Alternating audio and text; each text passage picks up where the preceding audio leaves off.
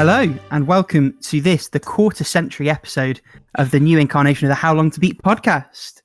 25, they grow up so fast. As always, it's me, Rick, joined by Alex and Paula. Before we tell you what's coming up, just want to say a massive thank you to Everdread and How Long to Beat as a website organisation, whatever. So none of you will know this listening, but behind the scenes, we use a piece of software called Wooshka. And we were grandfathered in to their free service from the first incarnation of the podcast a couple of years ago. We got an email a couple of months ago saying, as of June, it's not going to be free anymore, you're going to have to pay it. So we would have clubbed together, but we reached out to the site first and said, would you be interested in sort of sponsoring us, paying for it? And Everdread very kindly said yes. And that's all paid up now. So no good deed should go unpunished is the phrase, but that's not really what I wanted to say. And thank you, Everdread, is what we wanted to say. Yeah, big thank you. I mean, it's just nice to get to do this, right? Every week. 100%. And speaking of this and what we're doing, this week, as always, we'll tell you what we've beaten, retired, and played. We're going to have a discussion about respecting the player's time, or not, as often the case is. And then we're going to take a question from the listeners and finish off with the game everyone comes here for. How long to beat the game? How long to beat the game? We've got no hope if you start halfway through. Well, it was kind of amazing. Rick and sorry. I were like perfectly synced. The Paula right at the end. That's nice. Oh dear. Well, why don't you start us off, Paula? Because you've got pages worth of notes on one of your completions this week. Hopefully, I can. I really hope I can respect the listeners' time here. Hey. So, I finished Picross E for 3DS. I'm kind of like in a Picross frenzy right now. But also, and this is the big one, I just finished Steam Prison for the Nintendo Switch. And I have a lot to say about this game. So, Steam Prison is a visual novel otome game. Shocker. Where, oh yeah, because I never played any of those. Okay, so you play as the protagonist, who is named. Can I restart that? That sounds so dumb. Yeah, like you play like as a protagonist. Why wouldn't you? This reset is golden. Okay, you play as Kirus, who is an 18-year-old first-rank police officer. And she lives like in this country suspended atop of the clouds that is called the Heights. So the game starts you up, like setting up the world where Kirus lives in, that is like the Heights, and how society more or less works here. You are presented this place like as an utopia for the first like 30 minutes in the game, and then you realize it isn't. Because even though that this society is kind of like everyone is able to live like above certain living standards, and everyone is like, what's the word I'm looking for? Guaranteed a base level of education. Anyone who does anything against the law is quickly sent to what is called the depths. In other words, they're exiled from the country. In this game, there's like some kind of saint that is sent to you, and pretty much everyone in the Heights worship him as a saint, since he's immortal, and it is said that he was there when the country was founded. And finally, and this is where you start noticing that things aren't like quite all right, is all citizens are considered adults starting the age of 16, and pretty much like the temple chooses like who they marry to and how many children they have and all that. And that is part of this population control thing. And then you are thrown into like the real plot of the game, where Picross is framed for the murder of her parents and quickly sent to the depths along with all the criminals she once sent there. All those pretty Because, criminals. about that. Nice. Okay, before discussing like more of the game and the routes and quality of routes and quality of writing and all that stuff, I just wanted to say like Kira is such a like she is like this strong female character that is a knight and can quickly like chase down any criminal. On the other hand, she is pretty clueless about anything and everything. And it doesn't help that since pretty much being in love is a crime in this place, because it goes against like the population control thing. Right. Anything that is like romance or anything remotely sexual is like a crime. And it's like, how is everyone like, how do we even have population in the first place? But that aside, Makes it all the steam there. Oh no. Well, I'm not even laughing at that. I'm laughing at you saying that aside, and then the first page goes flying onto the page. Round one of notes done. Let's go. One of the notes done. So for here, the world like really opens up, because you only saw like this small kernel of world, and then you realize like there's people living outside of the prison. So you have this game like kind of divided in the heights and the depths, but the depths is divided in the prison or the sanctuary district. And outside that, you have everything else. By the way, one of the districts this story takes place in is called Liberaritas. And it is very much the antithesis of the heights, because people aren't like guaranteed anything, but they have like so much more freedom. And while the sanctuary district is more like whoever has any kind of strength or advantage better take care of it, because everyone is out for themselves. So Kyrus has like this kind of culture shock kind of thing when she first arrives to the depths, which I found like very interesting, but I think like some of the stuff wasn't like as well done as could have been. And as I said previously, like in other episodes, this game has 6 routes. Each of them explores like different parts of the world, and you can actually see like from another character's perspective, like some scenes or some of the story segments. So there are like pretty much 4 options for Kyrus starting out.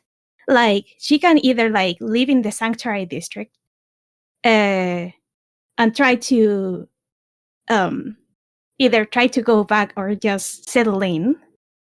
She can go outside of the sanctuary district and work as a knight pretty much and protect the person who hires her. Further down the line, you can actually find a way to stay in the heights and try to find the real killer from there.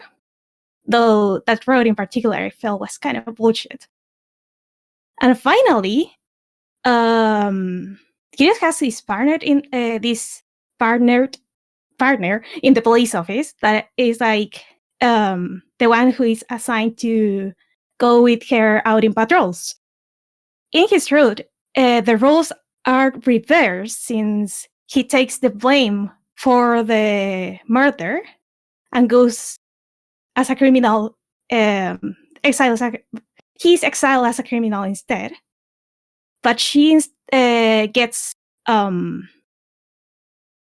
transferred to the Hounds, who are the police department who keep the peace in the depths in the Sanctuary District. She ends up there anyway, right? She ends up there anyway.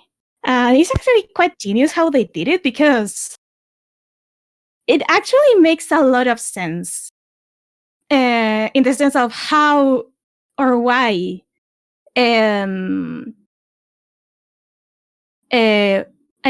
why like the police accepted so quickly that the other guy was the murderer instead of Kyrus. It really made sense because of the reason she went down there in the first place. I'm trying to not spoil the thing. And it's really difficult, like going into much detail without like actually spoiling it. Overall, the story of the game was like really enjoyable. It had like a couple of plot holes here and there. As I mentioned, the sense route was the one that strayed most from like the otherwise like more realistic setting of the game.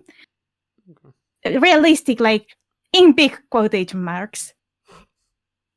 But the way of how each route like presented like another facet of the world was mind-blowing at times.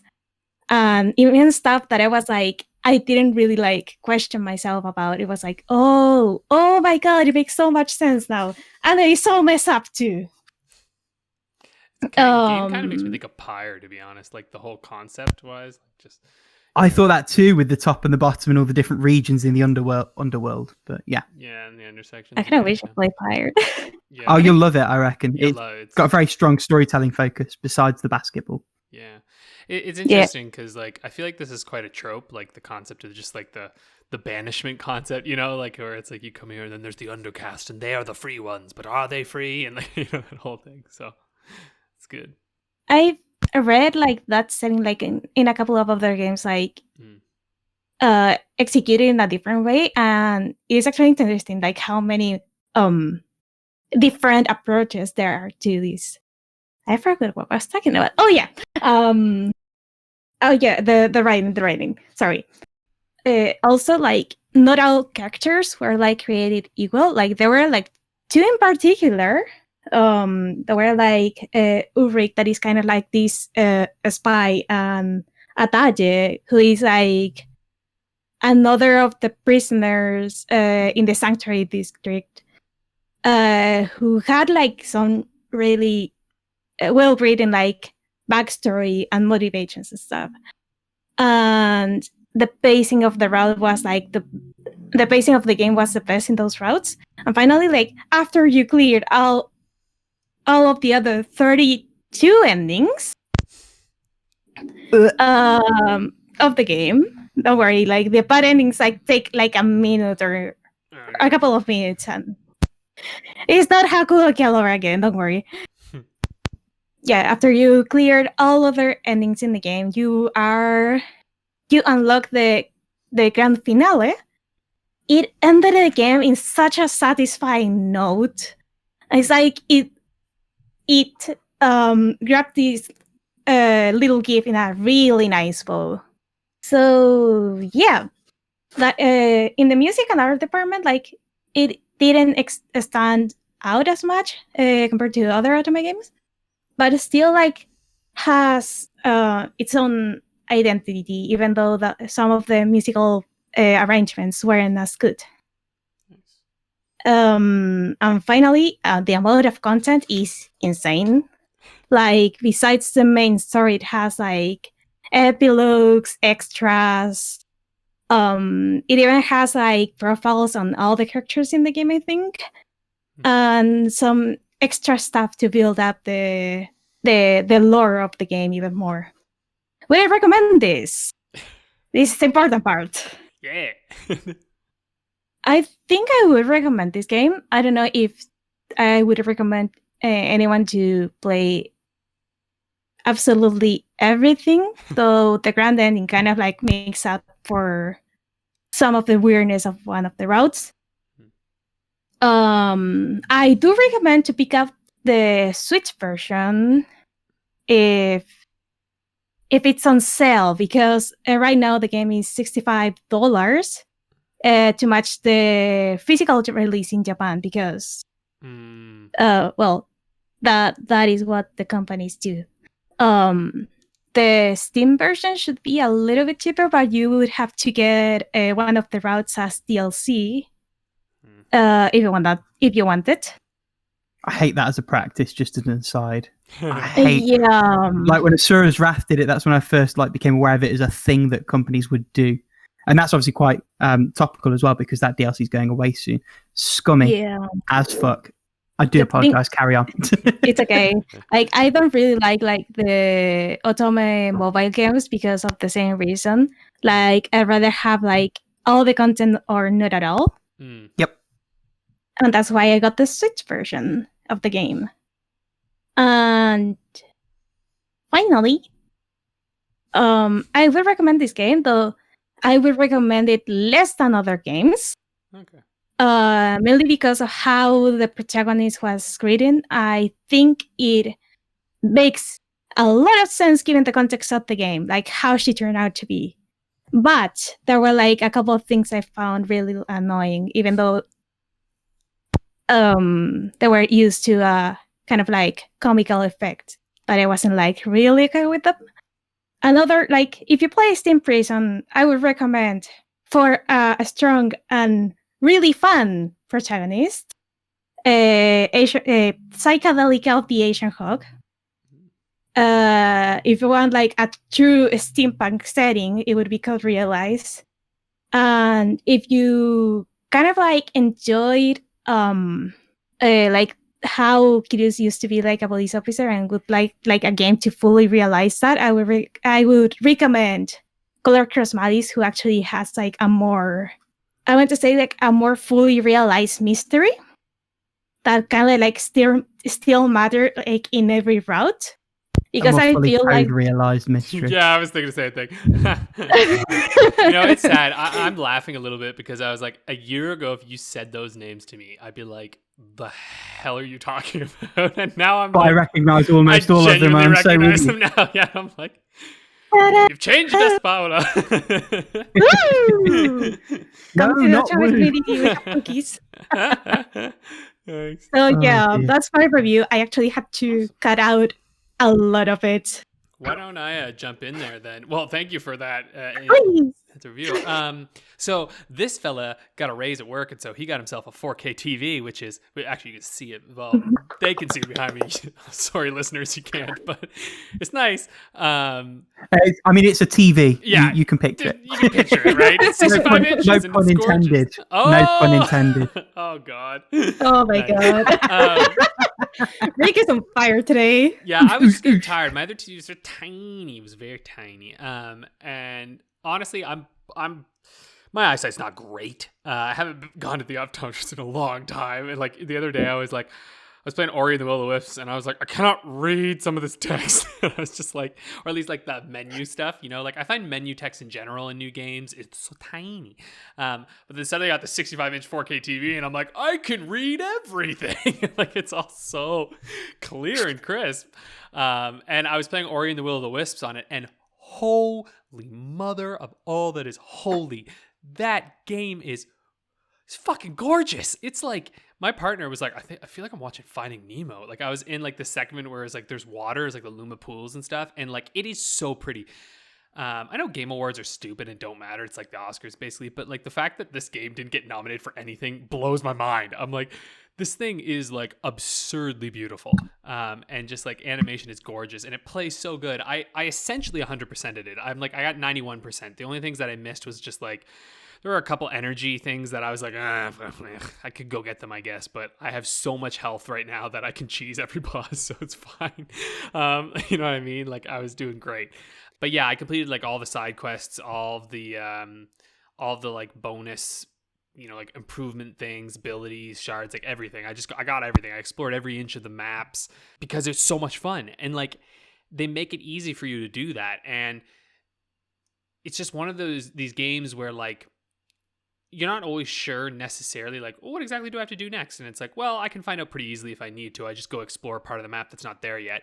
And you'll figure it out eventually. And in the meantime, though, it's like, yeah, I don't care. I want to go explore this section that I just unlocked an ability that I think I can go explore that now. And it's conveniently grayed out on my map, so I know exactly where to go. And it's just brilliant. It takes the things from Blind Forest and really ups it. The only complaint I have is there's still a couple segments in this game that are kind of like the one hit you're dead segments where you're supposed to the chase sequences. Yeah, the chase sequences, which actually didn't bother me quite as much. Those are better, I think, in this one, and they're more motivated in terms of like story wise. So I actually had a little less of a problem with those. There are just a couple moments that are like put it this way, there's some that rely on hiding.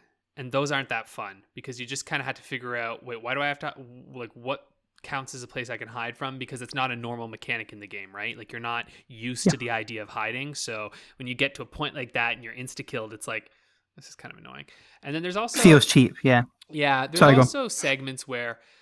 So, like, Ori can kind of launch themselves off of moving projectiles, right? Like that's a ability Ori has, and it's never been great because the detection of it is a bit finicky, right? Like, and in the sense that it works, but sometimes you think like, oh, I should be able to press the button to launch onto it, but when I press the button, it's like, oh no, it's just a little too far away. And having to repeat these segments and get it just right and like wait for an enemy to launch a projectile, it's just not that much fun. Like I've found that to be kind of a weak element of the game, but they're far and few between, and they're not like, it's not like bad enough to really like bother me. But it is something I noticed, and like maybe I'm just bad at it, but like I completed all the speed trials and everything. Like I think I'm pretty good at the game, like I've got everything in it. So like, I think I'm decent enough at it, but I just found that element's a little annoying. I'd be interested to hear if other people played it and were bothered by that. But if you haven't played these games, do it now. It's so good. I beat Ori and the Will-O-Wisps in like 11, 12 hours, getting almost everything. And that's also because like I said, I think I'm pretty good at these games. So like I was able to mash through it pretty fast. But yeah, if you're not quite as good, you might take you a little longer to get used to Ori's movement, but Ori's movement skills are just so good. Anyway, I could talk about this game for too long. I'm not going to rile on. I also mentioned two of these games that I mentioned in passing last week, but I completed Halo, the Anniversary Edition with my partner, which was just really fun. That game is excellent in co-op. I do recommend playing it, though, without the like anniversary like texture remapping. Like you can just click a button to get rid of it and it's much better, even though the new stuff looks pretty, but it kind of wrecks some stuff. It's really hard to notice some of the enemies. So that was good. We mentioned Narita Boy. I might save talking about that a little bit until you've beaten it, right? Because then maybe we can just talk about that game in general. But suffice to say, I feel like each passing day my opinion sours on that game. I totally didn't get that impression last week. Right? I'm just like, but yeah, I mean, I'll be finished with it this week, I should think. So we can maybe pick up on that this time next week. But speaking of a game that we both did beat, and a good segue into your playing beatings as well, is Strider 2, our How Long to Beat the Game of the week last week. Game. Yeah. I took twice as long as you to beat, I think. Though I'm going to say this, full disclosure, 'twas a little high while playing it, so I might have been a little slow. Just like, ooh, pretty lights hair. Yeah, it was a weekend. I was tired. I was just like, let's do it. I was playing on my Retroid. It was also a little slow on it, I will admit. Sometimes I thought about, I should have just hit the fast forward button and gone through it real fast. That game is like, has some really cool stuff going on because it's like 5 stages essentially, very quick. It took me an hour. You're basically just like No, you're right. 5. I there's made up a 6th stage in my head. I confused myself. Oh yeah, Crack on. yeah, you made it. Yeah, there's 5 of them. But in each one there's like 6 scenes in each of the missions, right? Yeah. And it's honestly like it's a little bit of a confusing game to me because essentially every battle is just like mash that sword button. Like, you know, and you're just like, to be fair, I got an E on every mission because I'm terrible, obviously. Yeah, same. Yeah, right. And I mean, I watched someone do a long play of it where they got like the star on each one, and I was like, can't really tell what they did different than I did. But besides getting like all the power-ups and stuff. But I don't know. It had cool ideas in it. Like there's like these gravity well things you fight, and at one point you're just like floating around it as you smack it. And I was like, you know, it's like it mixes 2D and 3D like really in a way that like I actually haven't seen again since. And like to me, I was like, that's kind of a cool way of thinking about the ability to add 3D into your games. I was like, I kind of would like to see more modern, maybe like side-scrolling brawlers do that kind of thing. Like, cause I don't know, it's kind of neat. Like being able to turn a corner as like the whole thing moves, but you're still a 2D like character. I don't know. I kind of liked it. What about you, Rick? Yeah, so I mean, the first thing I'd say is I'm glad I played this now, because if I as a kid had spent 30 bones, whatever your currency is, on that disc, I would have been pissed because I beat it in 28 minutes, and I'm not the kind of person that'd be like, oh, I want to get like A++ gold star rank on every single stage. Like that doesn't bother me. I want to sort of see it and be done with it. In terms of seeing it, you're right. It is really, really pretty. I love the styling of it.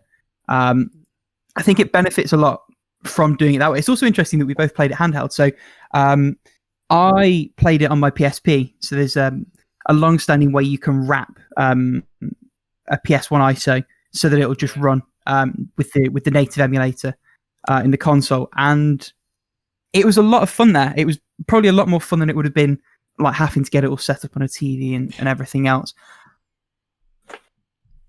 I think I liked it for what it was. Like, it was definitely easy to cheese.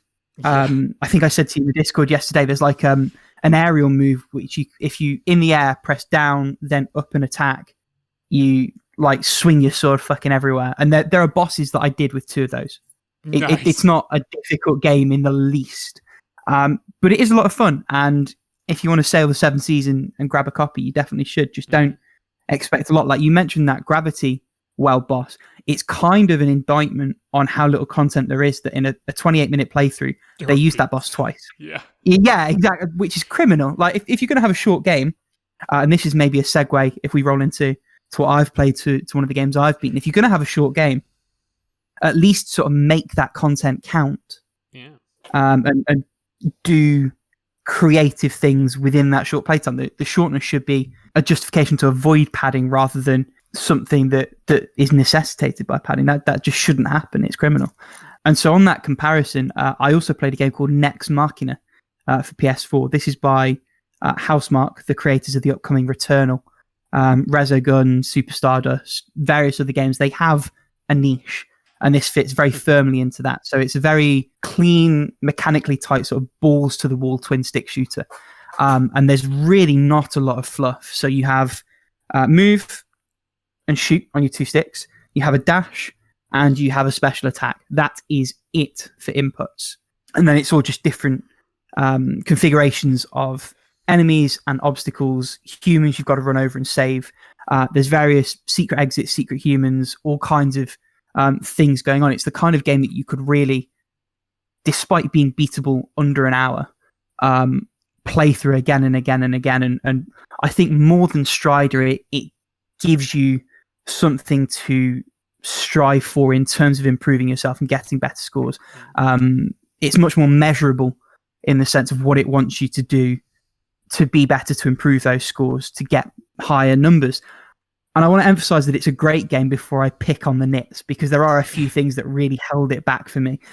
And it's one of those things when you've got a game that's so focused on the mechanics and the structure of what you're doing, any misstep or thing that doesn't quite sit is always going to be more of a problem, or at least feel like more of a problem.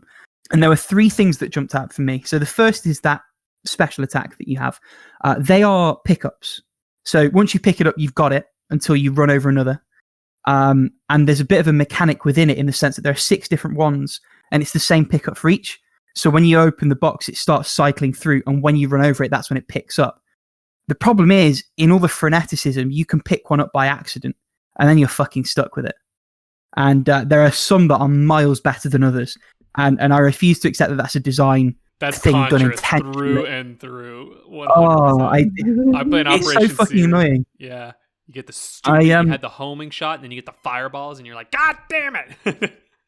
Yeah, literally that. So there's one. It's called I forget what it's called, but there's one where it's like a beam, and you hold it until it charges, and then fire, and it cuts through everything.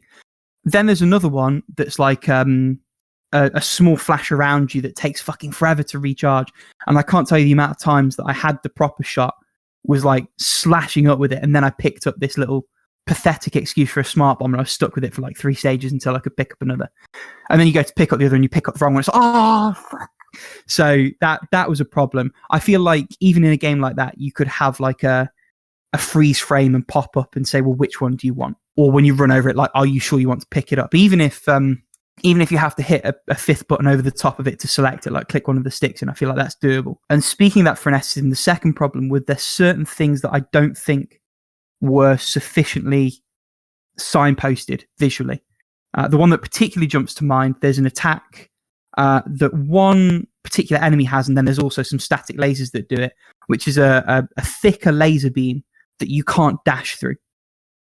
So if you try and dash through it, unlike all the other lasers, that's an instant death, which is fine. Like, I don't mind that as a mechanic, but it's not massively obvious in and amongst everything else where that beam is.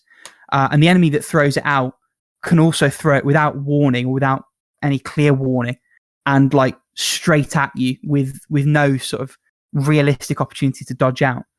So that felt a little bit cheap. And then the third and final one, and this is probably the reason it's an 8 for me rather than a 9 or even a 10. The design of the game is very geared to assuming that you've picked up all the power-ups on the way. So in particular, there's a triple dash that you can pick up rather than the single dash that you have. And there are shields that you can pick up. And most of the bosses feel like they're designed as though they expect you to have that triple dash. But because of the way the respawns work, I think 2/3 of the bosses I went into without a triple dash, and it just makes them obnoxious in a way that I don't think they were supposed to be. You know, like goes beyond a challenge into something that's just really frustrating is the wrong word. Cheap doesn't quite cut it. It feels mean-spirited. And that's not what you want in a game where it's challenging you to improve. And it's a shame because so much of the game nails that. So it was my third run that I beat it. So it was on the second difficulty. You have loads of continues. But the first one I quit out assuming that it would auto-save between levels. It doesn't. So I had to start that again. And then the second one, I quit out of sheer frustration at what turned out to be the final boss. But after each time, as I was going through every level, I could tell that my understanding was improving. I was doing things easier. And that's so empowering for a game like that. It's crucial. And it nails that. But those little things, I think, do detract from it. It's super cheap, though. You can get it on sale. I think I got it 90% off. It was like a couple of pounds. So I'd say wait for a sale and then give it a go. I'd certainly recommend it, but just sort of be aware going in, I suppose. To beat those two, I've put Fall Guys down as a completion. Yeah, I was like, what? How? I completed the Battle Pass for this season's worth of content, so I thought I'd just talk about it because it's very good. I guess that's it. I don't really have it. Yeah. It's play Fall Guys. Yeah, give it a go. I mean, loads of people listening, I'm sure, have PS Plus, so you've got it anyway. Yeah. It's still good. It's still good. I also completed the next in my Cecile Richard back catalogue playthroughs, which is Visit. Didn't log it as a completion on the site because it's literally 6 screens. It's like an interactive art gallery sort of thing. And it's nice. And the bit right at the end, I audibly went, ooh. So if you like some of the other stuff that they've done, check that out. Nice. It's no barrier to entry. It's free. It's all online, yada, yada, yada. And then the last one, and I'm going to have to kind of be harsh on it, and I feel a bit bad doing that, is a game called Wild 9 for PC. So there is a group called Sock Pop. They have like Patreon supported games. So every month they bring a new game out, and you can either subscribe, fund the development and get the game, or the games are released on Steam and itch for like double the subscription price. And it's something I've had my eye on for a little bit. And this game specifically dropped and looked really interesting to me. So I thought, you know what, I'll sub for a couple of months, see how I like it, and then sort of reassess later in the year. You can tell that it was rushed, or at least you can see the gaps where that development cycle leaves things out, and that was deeply frustrating as a player. First off, in terms of the control settings, so it's WAS movement, but then your camera is rotated with Q and E, and then reload is on R. And it's not like a tap and you're done reload. It's a semi-active reload in the sense that they're energy weapons and you can overcharge if you hold R for too long. So what I'd often find myself doing is either trying to reload and swinging the camera around in the middle of a gunfight, or trying to move my camera around while I'm moving around the world and like overheating myself and doing damage to my character. And it's just eternally frustrating that they couldn't map one of those functions to like middle mouse or control, or let you choose where you remap it. Beyond that, the gameplay is just quite thin. You move around, you shoot things. By design, the world is quite barren. Navigation is sort of reliant on you having an understanding of what's really a substandard map to guide you to the different locations around this sort of looping world. And the map was a problem. Like I beat the game in 46 minutes. Half of that time was just flying around empty space trying to find what I was supposed to do next. And that's the kind of thing where if it's in the oven for a little bit longer, you maybe QA that, you put little things in the world to make it slightly easier to navigate. Even to the point that 3 of the 4 character upgrades are, you speak to a person, they tell you the coordinates it's at, and you have like an X and Y axis coordinate under the map, and you have to navigate to those. And it's like that just feels, I'm not even sure if I'd call it lazy, just subpar. And it's frustrating because the art was really nice. The combat itself, although limited, did feel fun. And I think if it was something that was given a bit more time, maybe fleshed out a little bit more, there's a good game in there. But I sort of fluctuated between a 7 and a 6, and a little bit like Next Marking, I ended up sort of erring on the lower side. And if you're looking at it like I did and thinking maybe that's the thing to jump into the sub for, I'd say it probably isn't. Which is a shame, because I like the concept. I just don't like the outcome particularly. So we'll see in the coming months what else they put out, and we'll see if anything jumps out at me from them. But for now, maybe skip that one. I don't think it's quite worth anyone's time.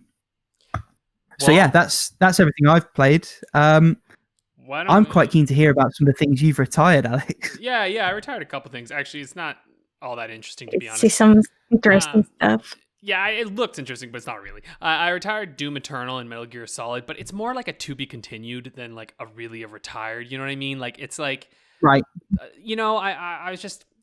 I started playing Doom Eternal before my partner and I started playing Halo, and now that I'm playing Halo, it's like I don't really want 2 shooters on the go. You know, I'm just kind of like, one shooter is more than enough for me. I'm not a huge shooter player, so I'm just kind of like, you know what, I'll play Doom Eternal later. Metal Gear Solid, I mostly retired just out of the fact that like those Vitas came around. I've got other stuff that I'm looking at now, and I'm also kind of looking to explore more different Game Boy games. So I was just kind of like, I think I'm good on that one for now. I do want to go back to it later though, because it actually is quite fun. Like I was enjoying myself with it a fair bit. And the last one that I retired was like kind of disappointing for me. But I retired Final Fantasy V, and I still think this game's really good. It's just the problem is that the story really doesn't matter at all. And it's an issue because most of these games, the fundamental like combat is good, but it's not enough to like propel you through the entire thing, right? Like, and the job classes are interesting, but I found that eventually, you know, I've hit a point where I've found some job classes that really work nicely for me and are, you know, they're besting the challenges that are put before me. And so I'm not feeling like a ton of reasons to sort of try the other jobs out. And then also, there's nothing really compelling me to move forward that much. I've made it to what is essentially the second world. So like I've probably beaten a third of the game, maybe a bit more. I'm like 10, 11 hours in, I think. And it's like a 30-hour game. And I don't know, I got to the second world and I was like, it's just going to be the same things, you know? We're just going to go to more towns with inns.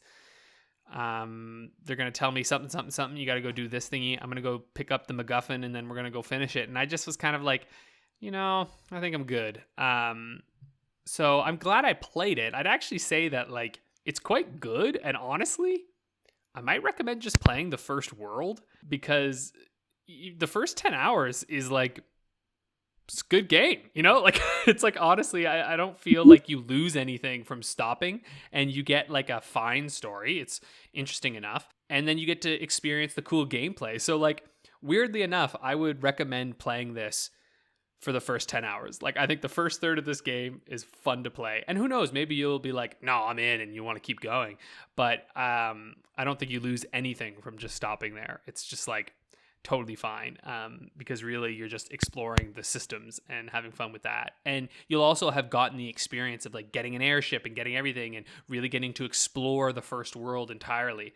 And so I'm like, just do that. It's totally good. It's the Spirit Tracks semi-recommendation. It is, honestly, yeah. Though I would say I don't think it's necessarily because of like Spirit Tracks. I stopped because the gameplay ended up becoming frustrating, and this one it was the opposite, right? It was like I stopped this because the story just ended up being not enough. Anyway, yeah, that's it. Those are what I retired. Paula, I saw you retired nothing again. I retired nothing. Evergreen nothing. Yeah. What about you, Rick? Yet. You retired some too. Wow. Big one. Yeah, so mine are kind of similar to you in the sense that they're shelves, albeit one I'm definitely going to come back to, and one I, to be honest, might not. So obviously we spoke a couple of weeks ago about everything that's going on with the store closures on the Sony side of things. Mm-hmm. I've spent in the region of £50 on things for PS3 and Vita, and I'll probably spend the same again over the next month or so, because there's, believe it or not, a couple of new games coming out for Vita still, and there's a few other things that I want to pick up. So one of the things that I'd been umming and ahhing about for years and finally jumped on is a little game called Kick and Fennec, which is a Vita exclusive. You play as a boy with this little robot companion. The conceit is that you can't jump, so you have a big fuck off gun. It's like a bolt rifle type thing, and you have to launch yourself with the kickback from firing that rifle at the ground, sort of thing. For a game on a, it sounds fun, but for a game that is on a console with buttons, it doesn't half want to be a mobile title. Everything can be touch controlled. All the menus are sort of touch friendly. As far as I know, it never actually got a mobile release. Two problems. The first is that the concept doesn't really do all that much, and the level design doesn't do enough to keep things interesting.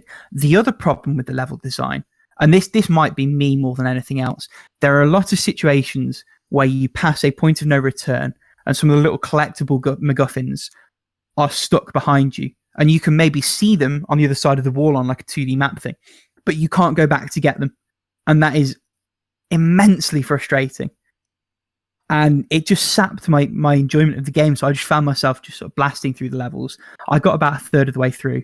I just didn't really want to play it anymore. So I might come back to it. It's going in the to be continued.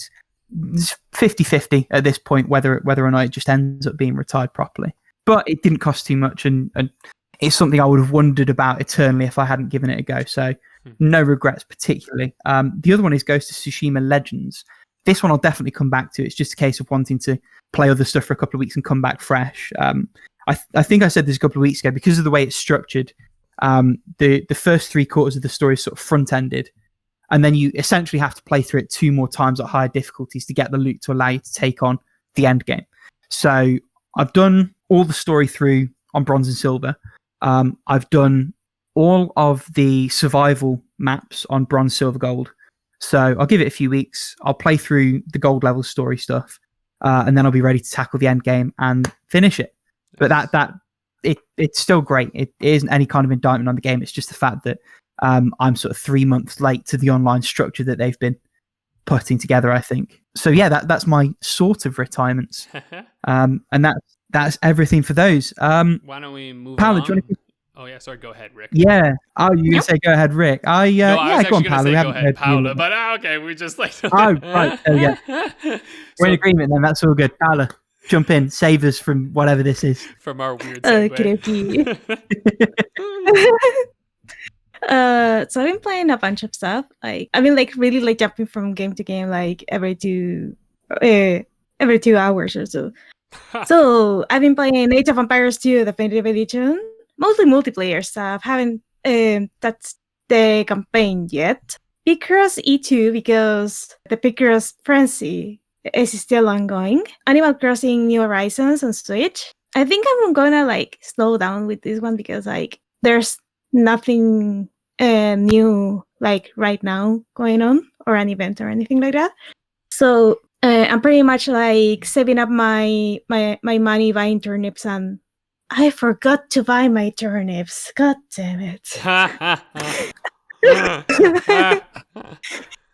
Yeah, the plan was to buy turnips this morning, which I forgot, and pretty much get a profit to finish paying up my loan. So much for that. Beautiful. Besides that, I'm playing like I'm mainly playing these 2 games right now. One of them is Diabolik Lovers, which is an Otome Vita game, Japan exclusive. But as I mentioned on the Vita episode, it has an English patch, which I got. I'm still debating if it's a good thing that this game isn't like over here.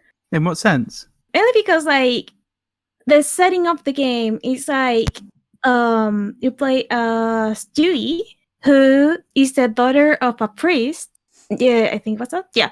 And her father was like, "Oh, I need to go to another country, but here, go to this address. There will be like, I think he called them like familiars or familiars of a friend or whatever.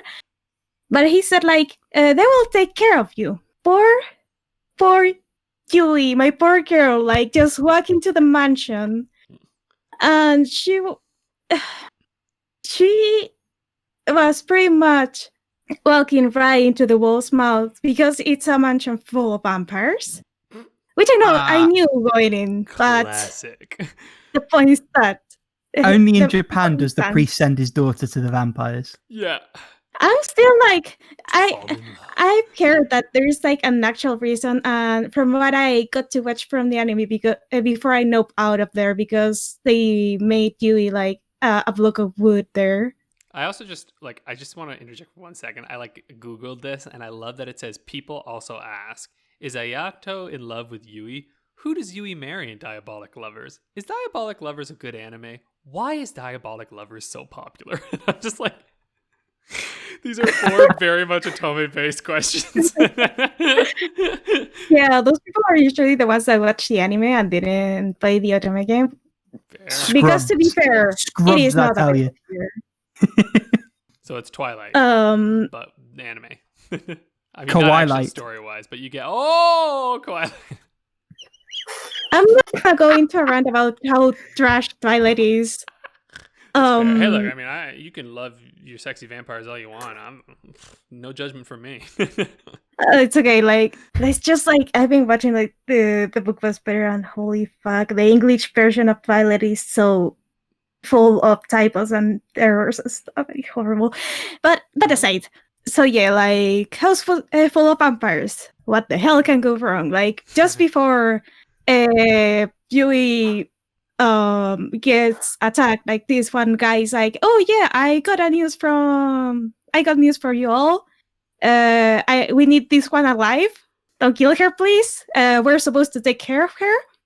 And pretty much in an act of desperation, Yui like pretty much like, I guess she had to pick one of them so she wouldn't get attacked by the other ones. In a sense, it's hard to describe it without it sounding weird because it is weird. Who said romance was dead? Yeah. Well, I don't want to die, so I guess I'll love you. To be fair, she was kind of saved from a very bad situation because of that. So, okay. I guess it kind of worked out in the end. But anyways, I'm like 1/3 of the road in, and I commented with you two, but I was in the worst route possible. So everything can only go up from here. That's good. Which is good. And I actually went and spoiled myself a little bit on the other characters, and I'm like, yeah, there's hope here. Nice. And there's hope in the story too, because still, why the hell would his father send her there? Like, what the hell is his plan? Does he have a plan? All this and more on next week's episode. All this and more on next week's episode. And I'm gonna finish with another game which Alex is currently playing. Yeah. That is 13 Sentinels Aegis Rim. I have to admit, Right now.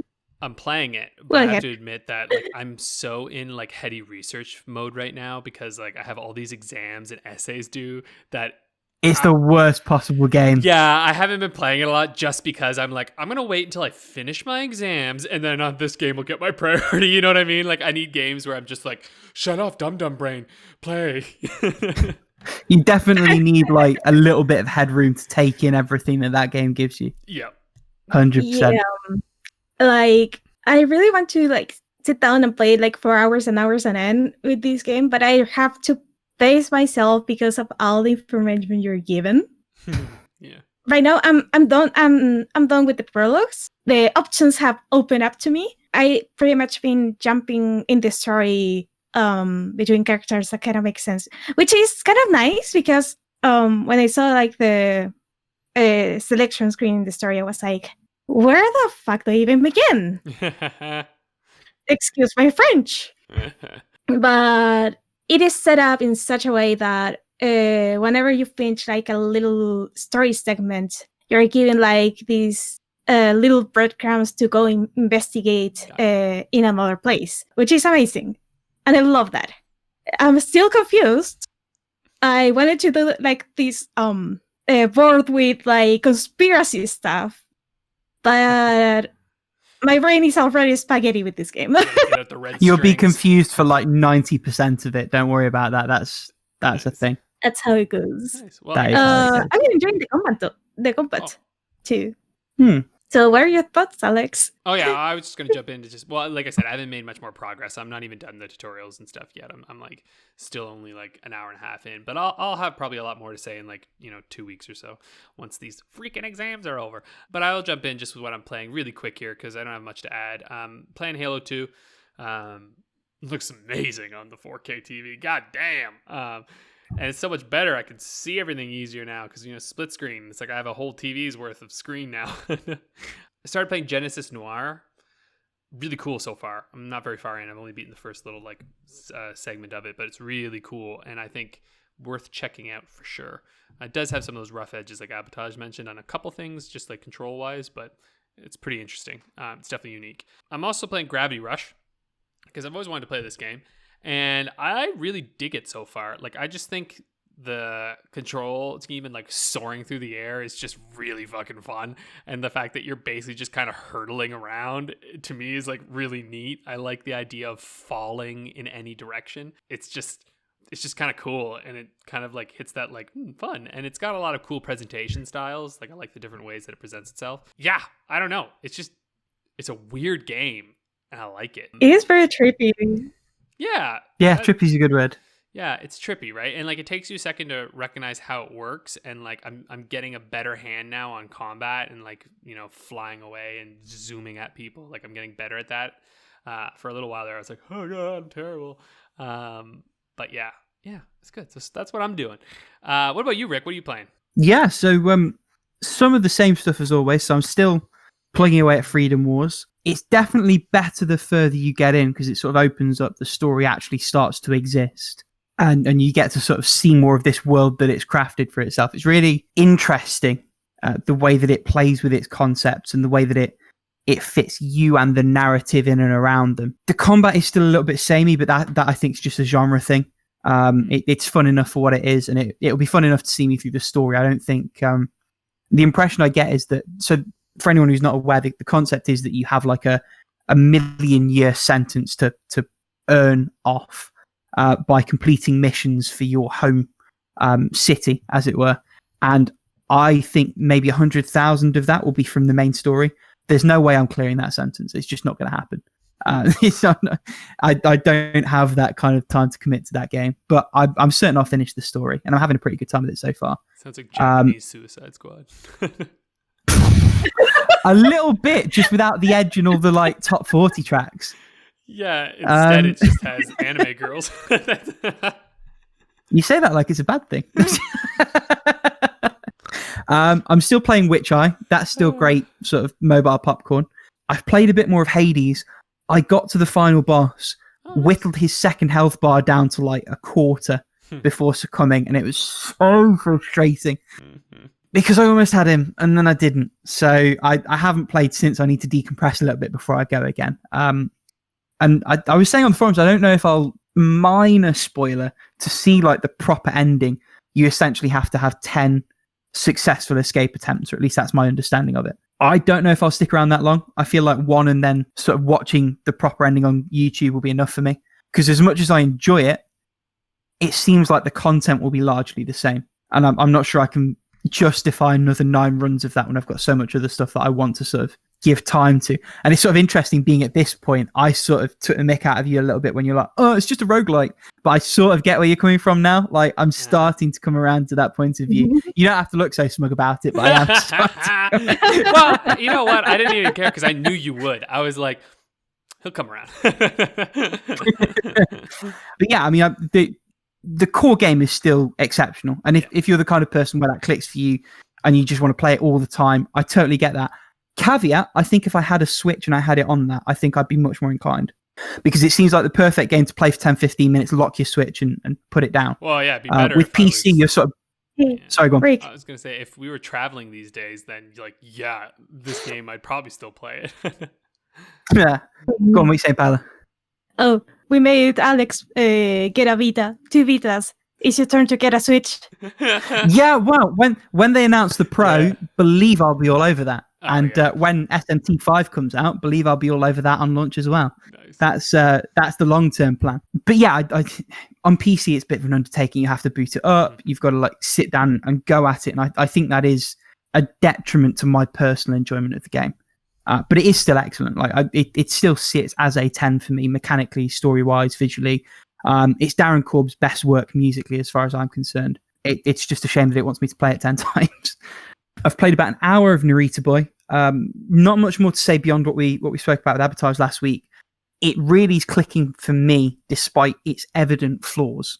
And so far, I'm having a really good time with it for what it is, as what it is. The visuals are stunning, and as the world started to open up to me, it is quite possibly far and away the most unique world I've seen in a long time in a game. The pixel art's amazing. The animation's surprisingly good, given how small a studio it is. But yeah, I'll have more to say on that as we go forward, I think. One that maybe the community's not as intimately familiar with. So I actually play quite a lot of Call of Duty with my friends. And there's a gunfight tournament that's just dropped on the new one. So that's basically small maps, 2v2, and it's the first sort of 6 points. So you try and wipe out the other team before they wipe you out, and then you reset. It's a lot of fun. It's all action, a lot more strategic than standard sort of deathmatch or other game modes, in the sense that it's small arenas, small numbers. There's more opportunities to sort of play mind games with your opponent, move them around and be more tricky with it. So I'm having a blast with that. We've won a couple of tournaments. That's actually eaten up a chunk of my gaming time this past week, because it's just been what we've been hammering away at. And then the final new one, and again, this is another Vita game that I've sort of jumped on. It's called Aqua Kitty DX. It's a bit like Defender. So you have to protect these items at the bottom of the ocean. They're basically milk mining facilities. What little story there is unimportant. But there's robots that come in. You have to destroy all the robots. Particularly, you have to destroy the ones that try and lift the milk mining cats from the milk mines before they get out of the water and off and away. Actually, shockingly hard. They really don't pull any punches in terms of throwing everything at you. The ship's very fragile. There's a lot of different enemies with different patterns that force you to react and move around. It actually gave me sort of quite heavy recent Doom vibes in that sense, because every enemy requires you to think a little bit differently and approach it a little bit differently, which isn't to say it's anything on that scale or scope or even that quality. Like it's a good time. For the £5 that it costs, I think it's available on Switch and PC and all the other consoles as well. I'd definitely say give it a look. And if you enjoy it, this Thursday, at the time of recording it, by the time it comes out, it will probably be out. They've got another game coming to Vita called Astro Aqua Kitty. So it's like that same mechanic, but in an RPG sort of setting. I think it's already out on Switch as well. Well, maybe collectively. It certainly weren't on Vita. It's a labour of love, Alex. God damn it. I know. I just feel bad about it, but yeah. Nice. Should we move along then? Yes. Yeah, let's get to our topic of the week. We've waffled on for long enough about our games. So let's get to the topic of the week, which is actually kind of a good segue. Respecting the player's time. And we should probably say at the outset that this is going to bleed into the question, which is from forum user Roberoo, if I'm saying that right. Yeah, maybe Roberoo. You know who you are. We'll bleed into your question through the topic. Yeah, I suppose is a good way of saying it. And I think like the first part that we have here is like games that are short but drag, which is kind of that like. And I wanted to jump in on this actually and say like Narita Boy is a game that is short but drags, where you're just like, Christ, can I get to the end of this part here? And like there's combat segments where I'm just like, stop, oh my God, I know what I have to do, but you're just making it take a long time to do it. You know, it's like, you know, those moments where, and actually it's hard not to talk about this without the inverse of it, but like, you know, when a game essentially pads something out, right? Even in a short game, it blows my mind, you know? Like I feel like I hit that with games like Densetsu no Stafy, which is like the legendary Starfy, where this is like a platformer game that's quite short on the Game Boy Advance. And yet, there is so much dialogue in that game. And you are stopped all the time to talk to the fucking sea creatures, that it's like, bro, let me play the game. You know, and I'm just like, this is a platformer about starfish. What? I think you feel it in short ones as well, because like as a percentage, it's more obvious. That's what I think anyway, because like you can tell, even, you know, if you compare to an Assassin's Creed where it's like a 70, 80 hour epic, probably more than that, actually, I'm probably being overly generous. Like you will spend far more time, but it sort of blends in with the actual valuable stuff that you're doing. Whereas with a short one, it's more obvious that this shouldn't have been there, and that's like X percentage of the entire time that I was doing it. And even then, like, and I mean, just in general, games too, like, you know, I don't know, it doesn't have to necessarily be short games, but like, even when you look at like longer games where it just drags on, and like, I find that honestly, roguelites are kind of a big issue with this, right?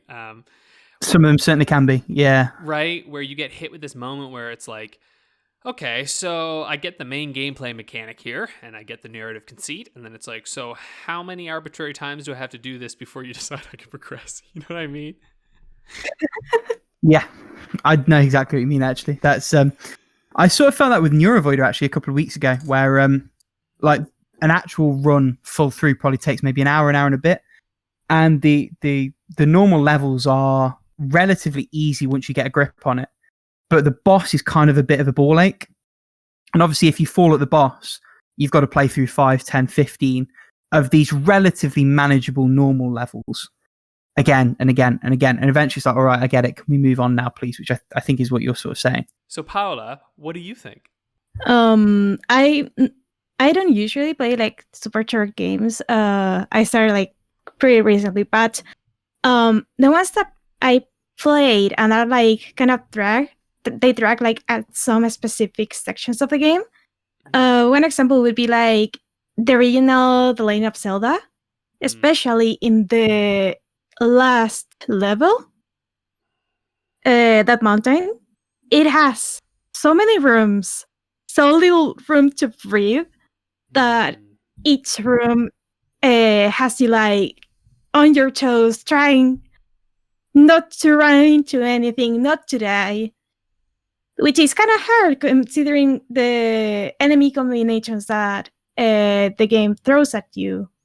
And it is at the point that any singular room of this dungeon is more of a challenge and uses up more time than the final boss. Which is kind of aggravating because it was so anticlimactic getting there. It isn't like a short game, but another example of anything that drags is Bravely Default, especially, you know what part I'm talking about. Mm-hmm. It is horrible. It is both buzzing and it drags, and that game could have been like so much harder and so much better. Yeah, I mean, it drags in the sense that it's repeated content. Like, I've already done this before. Why am I doing this a second, third, fourth time? I don't even necessarily consider that a spoiler because I think you should know going in that he's going to throw that bullshit at you eventually. Oh, 100%. It's that. and I think that's an RPG thing generally, and lots of them are getting better at it now. But, I mean, one example I could think of, RPG done better. And I'm gonna like, please throw like, first throw like a bad example that is a Persona 5 Royale Persona 5 that at some sections you don't have like, in the previous Persona games you could just say use a go home and like just save the game like whenever without losing like much progress. But Persona 5 Royale has these infinite floors that has like specific points where you can save, and it seems like a good idea, but I think it was executed poorly, especially like in the later dungeons that are like longer.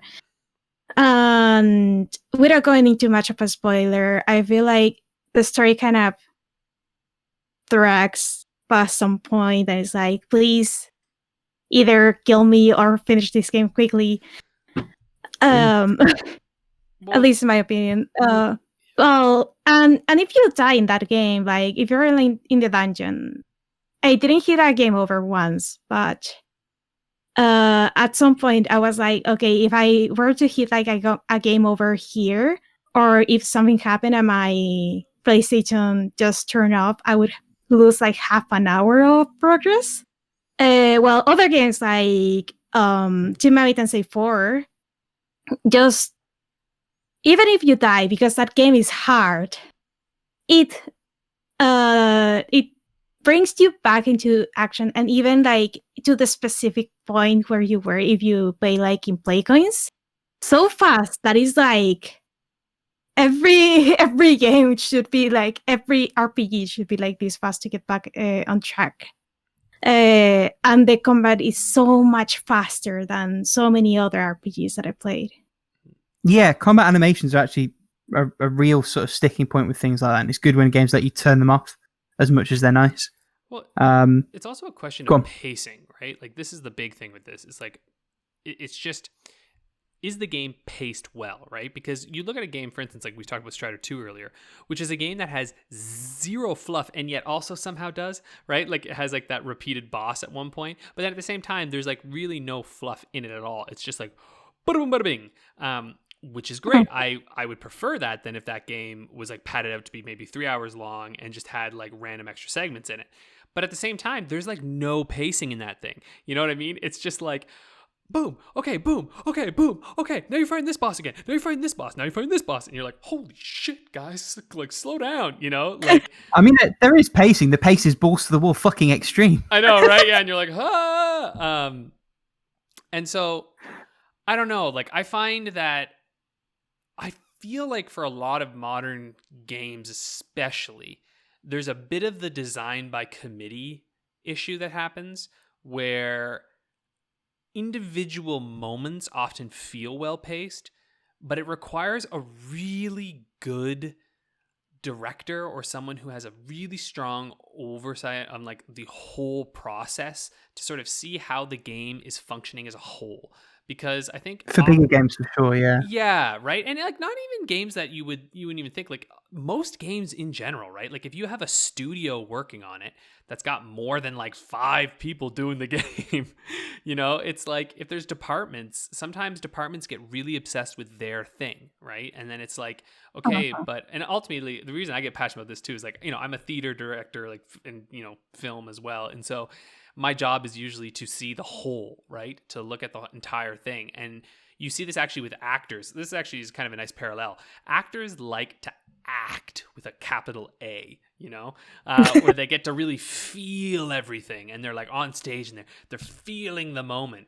But what often happens when they do that is they're actually just standing there for a long time and it's quiet and they're just kind of feeling. And it doesn't read to an audience, to an audience, they're like, the hell's going on? And they're like, oh, I feel it so good. But the audience is like, holy shit, are we going to sit in this moment for this long? And sometimes that's good. But like as a director, you have to be able to look at the scene and go, okay, what we actually need right now is we need you to cut it off right here, right? Like you have to clip this feeling and you have to do this feeling in half as much time.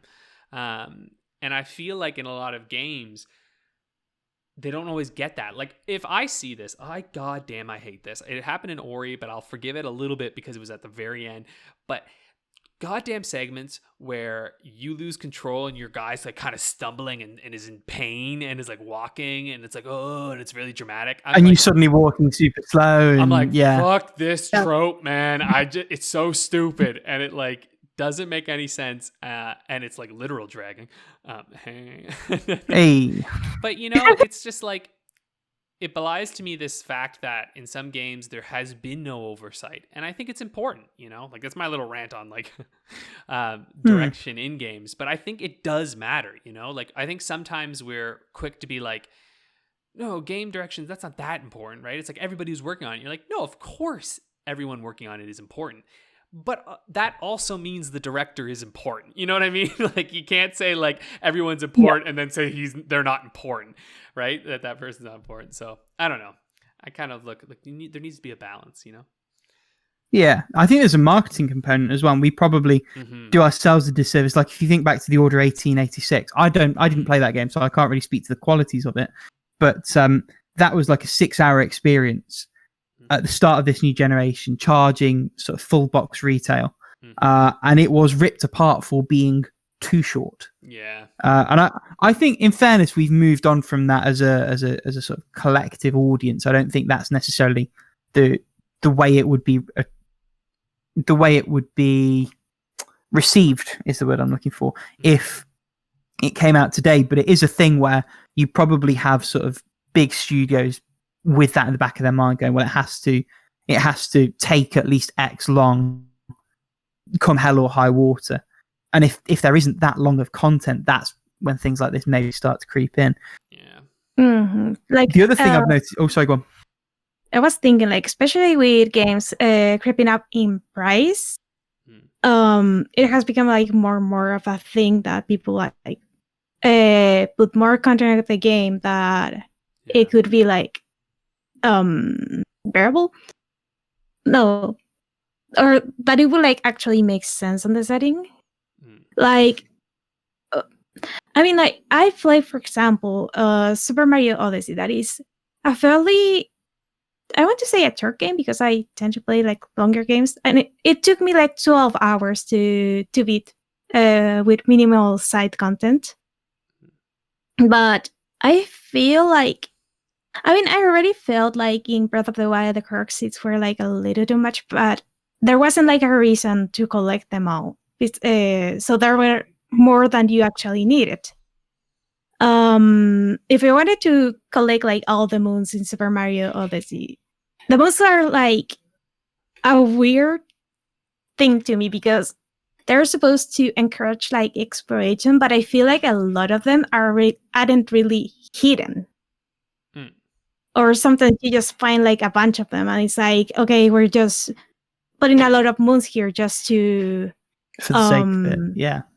Yeah. Well, and it's also the accessibility question, right? Like, do we want to make all our moons hard to find and maybe lock someone out from progression, or do you make your moons easy? You know what I mean? Like, it's at that there's an extra wrinkle added into it there, right? It's a conceit of the medium. There's no other entertainment medium where ability will lock you out of content. I know. It's also nuts because as you were talking about this too, Paula, I'm like, this is the only genre where like I don't know, Zack Snyder's Justice League just popped into my mind, where like I watched that movie. That movie is a nightmare. It's a train wreck, but like it's a functioning train wreck. You know what I mean? Like, do you mean the 4-hour Snyder cut? Or yes, do you mean the 2-hour? I never saw cut? the original one. I saw the 4-hour. Fun one. fact.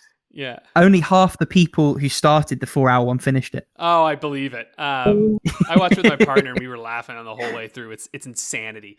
There's an example of like in the film industry where they actually want to make shit shorter, right? And not longer. You know, it's like games are one of the only industries where it's like, no, make it longer. It has to be longer. People need to play it more. And I'm like, I guess I understand because of the price tag sort of conundrum, but with indie games now, even it's like, well, whatever, they can cost less. So I don't know.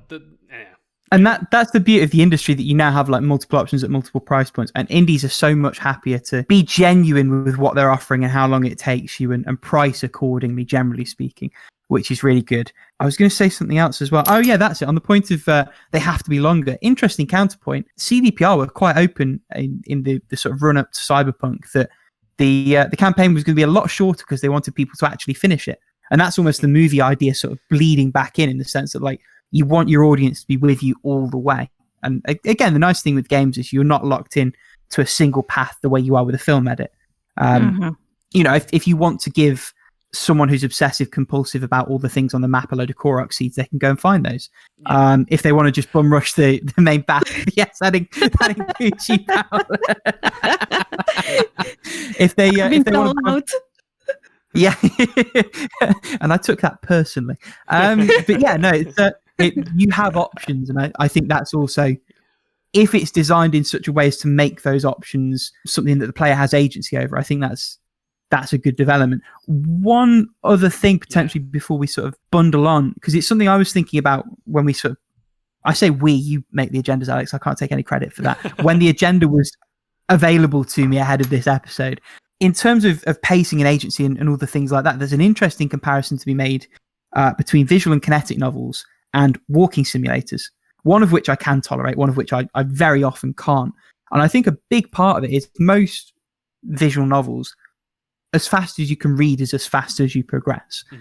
They almost all have options for like how fast the text comes in, or it can all just pop straight in, like bang, bang, bang, all the box all at once.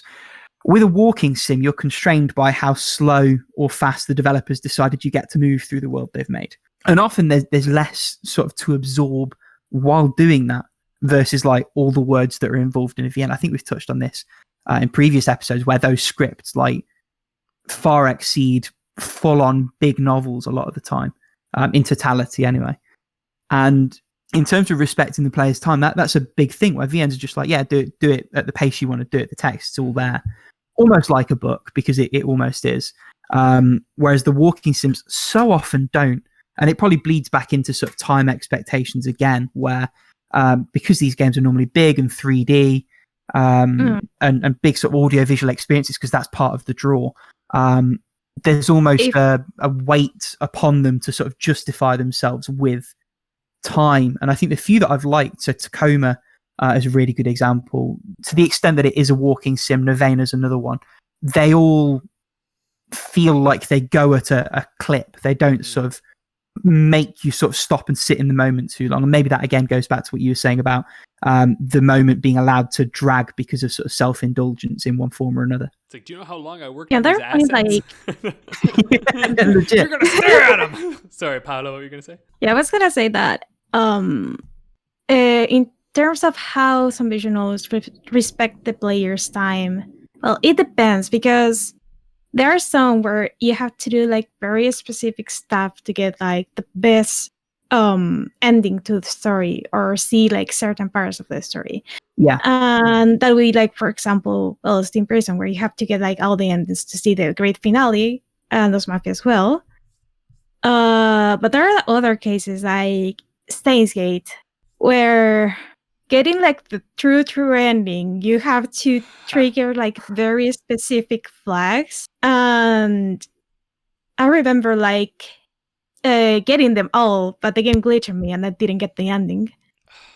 But on the other side, you have like the other visual novels I play that have like this kind of like rewind feature on the text that is like, oh, I missed that, or I didn't quite read that well, or even like I think I pressed the wrong option, please let me go back. And even if you didn't save, you can just like go to like the dialogue backlog and rewind to the point you want, as long as it's like within the chapter, and pick the other option or whatever, which is something I've grown so accustomed to that when there isn't such a feature, it's like, oh no, I didn't save. Or there are others that just like that give you the option to just like jump to the next option instead of what's the word I'm looking for, like skipping text for 10 to 15 minutes on some cases.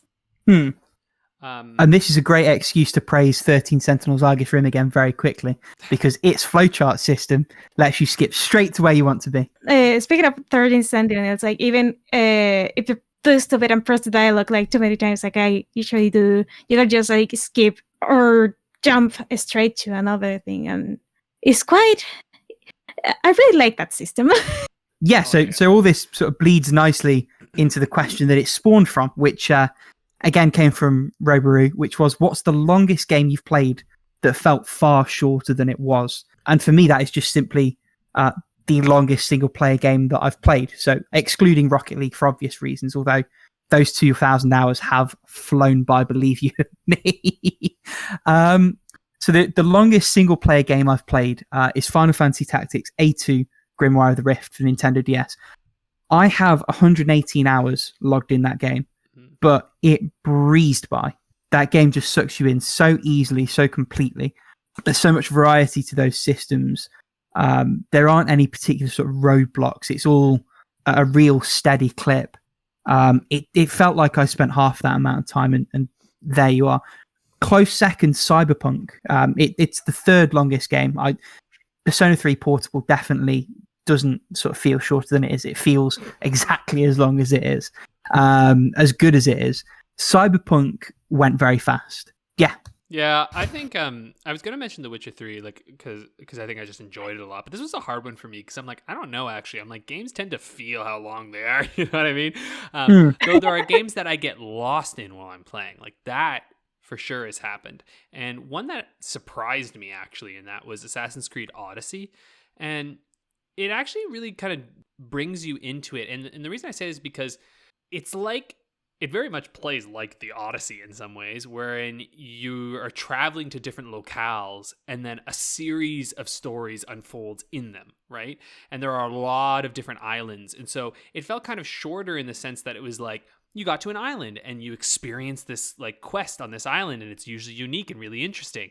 And then you're like, okay, bye-bye, you gotta go to the next island. And you just like hop along and you go find all of these shorter stories. And so the overall large story actually felt a lot smaller, despite the fact that I spent a ton of time in that game. I mean, I think it was like 90 some hours or something like that. It was a long time in it, but it was paced really, really well, actually. That's the one thing I'd say. Like the pacing was excellent because it's like, oh, you can interrupt your time by going on the seas and landing on a new place, and you discover an island and you weren't told to go there, but you discovered it anyway, and you're like, what's on this island? And then you find all these cool things and all these stories that unfold really, really organically and naturally. I don't know if Valhalla continues that. I'll probably play it at some point, but Assassin's Creed games are so big that like when you play one of them, like I haven't played Origins yet, which I hear is pretty good too, but like Odyssey, I was just like, okay, not gonna play another Assassin's Creed for 3 years now. Like, just like takes over your life a little bit. But yeah, what about you, Paula? In terms of a game that I spent a lot of time with without even like feeling the flow of time, it would be like Breath of the Wild, especially because in my first playthrough, I spent 178 hours. Mother of all that is holy. And I swear, yeah. I'm currently in my second playthrough of it. To be fair, at that point, I didn't collect like all the currencies. Like I only collected like 600. Only. I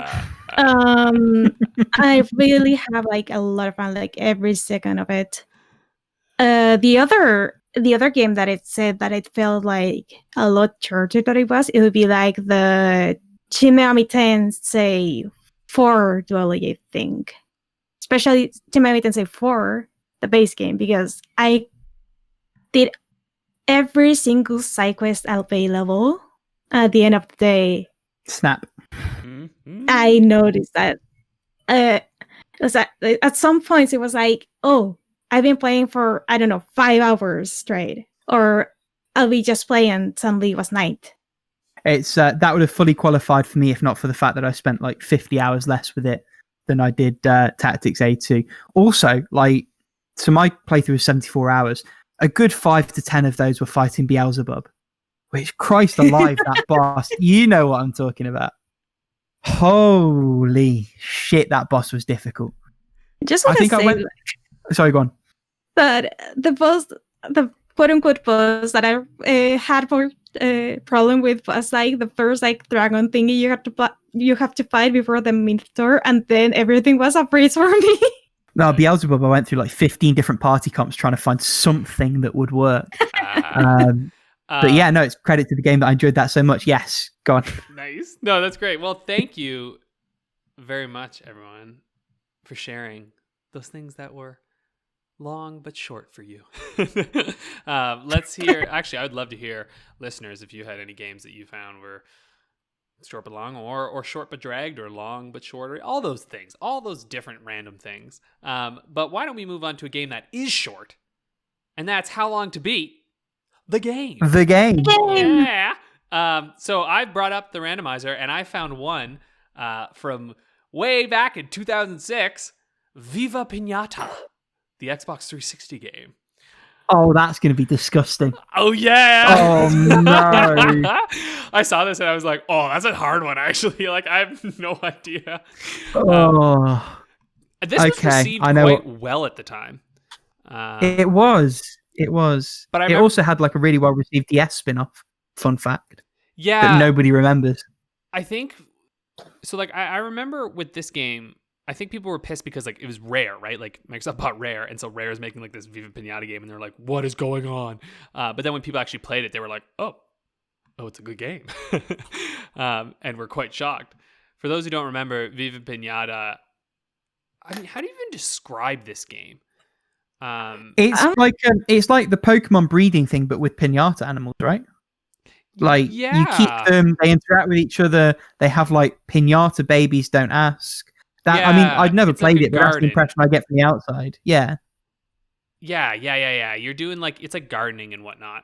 Oh, I have a feeling the completion on this must be nuts. Like, I fucking dread to think. I really do. So I've quite conservatively guessed 15 hours for main and 17 hours for main plus. I'm not touching 100% of the barge pole. There is no way. Yeah. I'm scared of anything here. Like, I was looking at the wiki page of Viva Pinata, and I can't begin to wrap my head around like what kind of game it is. Oh yeah, it's a management game, right? Like it's essentially a management sim, but with pinatas. Almost like a Zoo Tycoon in a sense. Yeah, I think that's about right. Within 3 hours. Yeah, do I want to do 2 times or 3? This is what I'm wondering, because like I just feel like the 100% is probably something absurd, like in like the 50s or something, but I'm not really sure. I'm not really, you know what I'm saying? Also, when we're sure we get them wrong regularly, so yeah, exactly. When do you beat this game? That's true. I might Hail Mary it, because like I don't know. I don't know. I mean, how long can be like the main story actually? Well, that's the question, isn't it? That's the game. That's the game, I know. Like, I'm trying to think, because it is a 2006 game.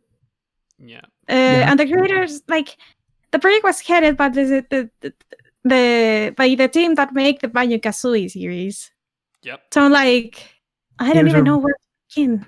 It was a relatively early Xbox exclusive. Yeah, it was pretty early on in its life, but like also it's a significantly different game from Banjo-Kazooie, right? Like it's just very, very different. Okay, so I'm gonna do 15 hours main, 22 hours main plus, 21 hours main plus, and 43 hours 100%. I just think it's somewhere crazy high, you know? Like I feel like it's up in that world. That's my expectation. Yeah. I mean, I'm thinking, the story can't be that long. Can it? I'm gonna say 11 hours for main. All right. Whatever you think. 15 Ready? hours for main plus. No, wait, I'm not ready. Oh. 18 for main plus? Okay. 18, 17, 17 and a half, because I can decide. 17 and a half? Okay. And 30 for... And 100%. That's the one that I don't know. I'll do 42 hours. Guess I can be like crazy short, but it can be like crazy long. You two mucking Lock around it for in. your Come half on. hour. We gotta go. Okay, I'm gonna say 48 hours or 15 minutes. Okay, 15 minutes. there. Oh, we have like the same ones. All right, let's find out. Okay, so main story is 19 hours. We all lost. Get it. We've all lost. Main plus extra is 31 and a half hours. Oh. Completionist is 51 hours. Ugh. To be fair, not a lot of people have beaten this. The main story is in red, so it's been a little tough. But we were close. Man, I should have gone higher. Clearly. Oh. Well, what do you know? Viva Pinata. That's a long game. Thanks for tuning in, everybody. Once again, the scores have not changed. Rick is still in the lead, followed closely by Paula and me in dead last. But I'm only 5 All it points takes away is from one Rick. bad week. Yeah, all it takes is one bad week and it could all change. Yep. See y'all So next tune in next week to find out. Yeah.